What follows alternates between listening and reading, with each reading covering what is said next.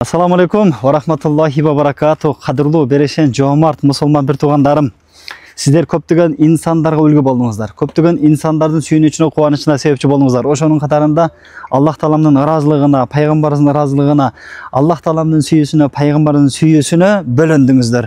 Кыямат күнү Кудай берсе ушул жакшылыгыңыздар себеп болуп, Аллах Таалама жана пайгамбарыбызга коңшу болуңуздар. Пайгамбарыбыздын мубарак кулдарына биринчилерден болуп Кавсар суусун ичип, улуу Аллах Тааламдын жүзүн биринчилерден болуп көргөн инсандардын катарында кылган болсун. Жамаат, мына караңыздар, 39-дан 45-ке чейин үйлөрүбүз бардыгы бүттү. Кече эле башталды эле. Мына Аллах Тааламдын мерими, ырайымы менен, Аллах Тааламдын фазлы карамы менен, албетте Аллах Тааламдын жер бетиндеги досторунун берешендиги себеп болуп, болгону дарбаза иштери калды.